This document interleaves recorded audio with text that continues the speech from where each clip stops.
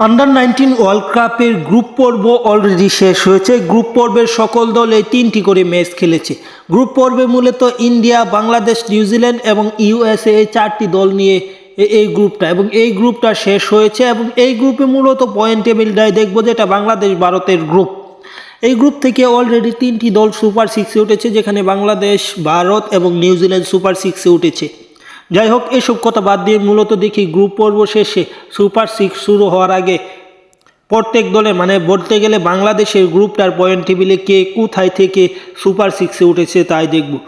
মূলত ইউএসএ তারা 3টি ম্যাচ খেলেছে, একটি ম্যাচও জয় পায়নি, তারা 1 পয়েন্ট আছে। 2টি ম্যাচ হেরেছে, একটি ম্যাচ তাদের পরিত্যক্ত হয়েছে, তাই তাদের 1 পয়েন্ট।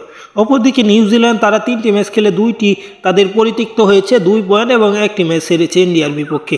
তারা 2 পয়েন্ট নিয়ে পয়েন্ট টেবিলে আছে 3-এ। এবং পয়েন্ট টেবিলের 2 আছে মূলত বাংলাদেশ 3টি ম্যাচ খেলেছে, যেখানে একটি পরাজয় আছে ভারতের বিপক্ষে, এবং একটি ম্যাচ পরিত্যক্ত হয়েছে নিউজিল্যান্ডের বিপক্ষে, এবং একটি ম্যাচ ইউএসের বিপক্ষে জিতেছে। এবং সব কিছু মিলে বাংলাদেশ 3 পয়েন্ট নিয়ে গ্রুপে রানার আপ হয়ে সুপার সিক্সে উঠেছে। অপরদিকে ইন্ডিয়া 3 ম্যাচের শতভাগ জয়ে 6 পয়েন্ট নিয়ে তারা সুপার সিক্সে উঠেছে।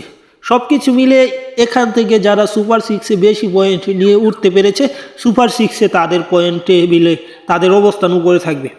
কেননা বাংলাদেশ পয়েন্ট টেবিলে সুপার সিক্সে আছে 4-এ, এবং ইন্ডিয়া পয়েন্ট টেবিলে সুপার সিক্সে আছে 1-এ। কারণ সুপার সিক্সে এখান থেকে 2টি পয়েন্ট কাটা যাবে। সুপার সিক্সে শতভাগ জয় আছে ইন্ডিয়ার এখানে, সে কারণে 6 পয়েন্ট থেকে 2 পয়েন্ট কেটে মূলত 4 পয়েন্ট ইন্ডিয়ার হবে, এবং বাংলাদেশের 1 পয়েন্ট হবে। নিউজিল্যান্ডের কোনো পয়েন্টেই নেই সুপার সিক্সের টেবিলে।